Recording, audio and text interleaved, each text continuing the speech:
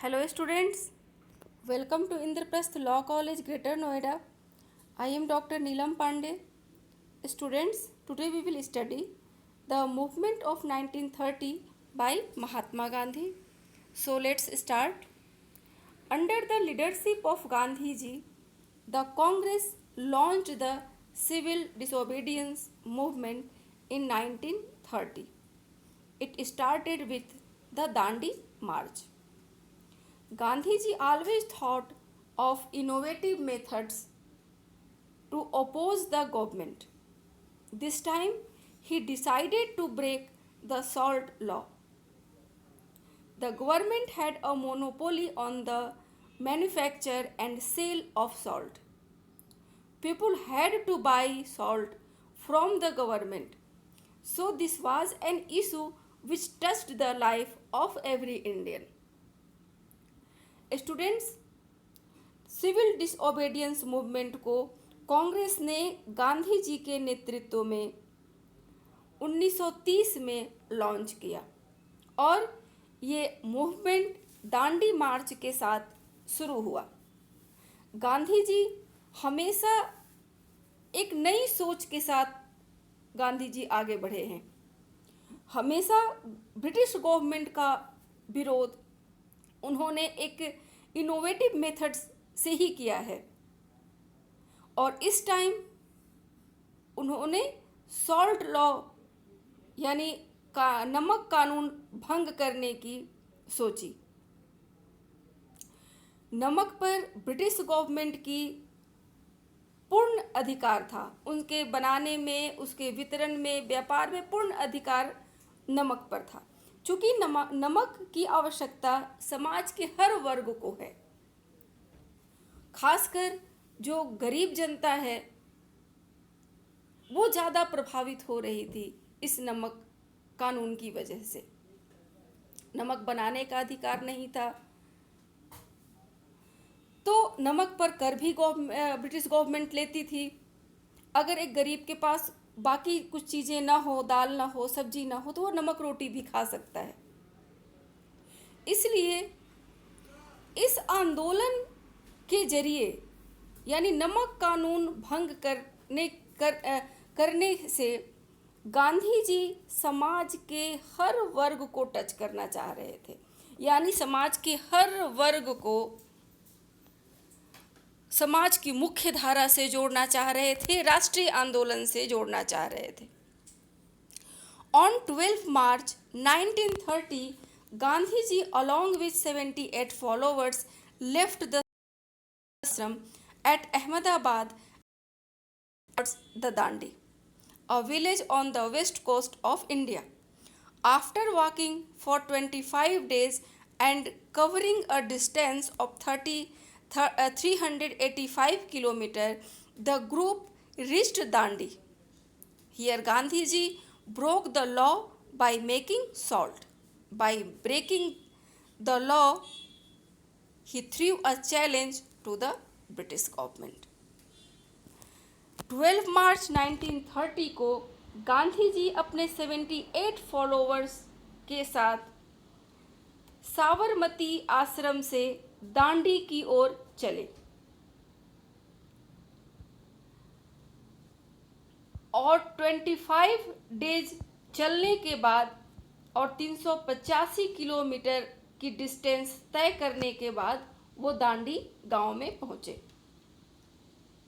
यहाँ गांधी जी ने नमक कानून भंग की, यानी अपने हाथों से, जैसे ही गांधी जी ने अपने हाथों से समुद्र के किनारे के नमक को अपनी मुट्ठी में लिया, पूरा देश नमक कानून भंग होने की खुशी में झूमने लगा और इस नमक कानून भंग करके गांधी जी ने ओपन चैलेंज किया ब्रिटिश गवर्नमेंट को। Salt became the symbol of people's opposition to the government और ये नमक कानून भंग करना एक सिंबल बन गया ब्रिटिश गवर्नमेंट के विरोध करने का। अगर ब्रिटिश गवर्नमेंट को विरोध करना है तो ये नमक अब एक प्रतीक के रूप में, सिंबल के रूप में बन गया। इन तमिलनाडु, सी राजा Gopalachari led a similar march from Trichinopalli to Vedaranyam. In Gujarat, Sarojini Naidu protested in front of the salt depots. Lakhs of people, which included a large number of women, participated in this protest. Students, जैसा कि हमने कहा कि ये जो नमक अब था, ये ब्रिटिश गवर्नमेंट को चैलेंज देने का या ब्रिटिश गवर्नमेंट के विरोध करने का एक सिंबल बन गया। जैसे ही गांधी जी ने अपने हाथ से नमक को उठाया और नमक कानून भंग हो गया, देश के कोने कोने से जो लोकल लीडर्स थे अपने अपने क्षेत्र के, उन्होंने नमक कानून भंग करना शुरू कर दिया। तमिलनाडु में राजागोपालाचारी जी ने किया, बिल्कुल गांधी जी की तरह उन्होंने सिमिलर मार्च निकाला था। त्रिचनापल्ली से लेकर वेदारण्यम तक वो गए और वहाँ जाकर उन्होंने नमक कानून भंग किया। और भी बहुत से क्षेत्रों में अपने अपने तरीके से वहाँ के लोकल लीडर ने नमक कानून को भंग किया। सरोजनी नायडू ने गुजरात में सॉल्ट डिपोट्स के पास जाकर धरना दिया है। बहुत सारे लोग लार्ज इस आंदोलन से जुड़े, महिलाएं जुड़ी और प्रोटेस्ट किया। The civil disobedience movement carried forward the unfinished work of the non cooperation movement. The whole country became involve in it. Students, जैसा कि हम लोग प्रीवियस वीडियो में मूवमेंट ऑफ 1920 जब पढ़ रहे थे, जिसमें सिविल डिसओबीडियंस मूवमेंट को, उसमें हम लोगों ने ये पढ़ा था कि किस तरीके से पूरी योजना बनाई गई थी सिविल डिसओबीडियंस मूवमेंट को सक्सेस करने के लिए, कि स्टेप बाय स्टेप हमें कैसे आगे बढ़ना है। एक पहला स्टेप जो हमारा था कि बहिष्कार करना है स्कूलों का, कॉलेजों का, कोर्ट का, कचहरी का, जो सफल हुआ। विदेशी सामानों का बहिष्कार करना है, जो सफल हुआ। लेकिन दूसरा स्टेप क्या लेना था? तो दूसरा स्टेप ये लेना तय था कि हम अब टैक्सेज नहीं देंगे ब्रिटिश गवर्नमेंट को, यानी कि हर तरह से अब हम गवर्नमेंट को असहयोग करेंगे। और लेकिन अनफॉर्चुनेटली चौरा चौरी कांड की वजह से वो आंदोलन सिविल डिसओबीडियंस मूवमेंट को रोकना पड़ गया और सेकेंड स्टेप नहीं पूरा हो पाया। तो उस जो सेकेंड स्टेप यानी सिविल डिसओबीडियंस मूवमेंट को अब जो काम बाकी अधूरा रह गया था, जो योजना अधूरी रह गई थी, उसको इस आंदोलन में पूरा किया गया और पूरी कंट्री इस आंदोलन से जुड़ी। Strike made life come to a standstill. There was large scale boycott of schools, colleges and offices. Foreign clothes burnt in bonfires. जगह जगह हड़तालें हुई, रेलवे में हड़ताल हुई, कंपनी के कर्मचारियों ने हड़ताल रखा, मजदूरों ने, कारखानों के मजदूरों ने हड़ताल किया। बहुत अधिक संख्या में छात्रों ने स्कूलों का बाइकाट किया, कॉलेजों का बाइकाट किया, ऑफिस के बहिष्कार किए गए, कोर्ट बहिष्कार किया गया, कोर्ट वकीलों ने कोर्ट जाना छोड़ दिया, फॉरेन कपड़ों की होली जलाई गई। Peoples stopped paying taxes. लोगों ने गवर्नमेंट को टैक्स देना बंद कर दिया। They faced the lathis and bullets of the police and supreme courage. No one can struck back. The movement was totally non-violent. As reports and photographs of this extraordinary protest began to appear in newspapers across the world, support for Indians' freedom struggle gained in strength. Sorry. Students, ये जो movement के दौरान, आंदोलन के दौरान, जैसा कि हमने कहा, गुजरात में सरोजनी नायडू ने सॉल्ट के कारखाने के सामने धरना दिया था। अपने कुछ कार्यकर्ताओं को लेकर सरोजनी नायडू आगे बढ़ी थीं और उन पर लाठियों से प्रहार किया गया। सरोजनी नायडू और ये स्टेप एक एक करके जत्थे के रूप में, ग्रुप के रूप में लोग आगे बढ़ते थे। पुलिस उन पे लाठियां बरसाती थी और वो निहत्थे हाथ नीचे करके लाठियां खाते थे और जैसे ही वो नीचे गिर जाते थे, घायल हो जाते थे, बिल्कुल उठने की स्थिति में नहीं होते थे, तो दूसरा जत्था सामने खुद ब खुद मार खाने के लिए आ जाता था। उसके बाद स्थिति तो ये बनी कि जो भी आंदोलनकारी थे वो अपनी अपनी वही नीचे बैठकर अपनी अपनी बारी का इंतजार करने लगे, कब हमारे ऊपर लाठियां बरसेगी। तो इस तरह की घटना सिर्फ सरोजनी नायडू नहीं बल्कि हर जगह, ये गुजरात के सरोजनी नायडू के साथ ही नहीं बल्कि हर जगह ये चीज़ें हुई आंदोलनकारियों के साथ।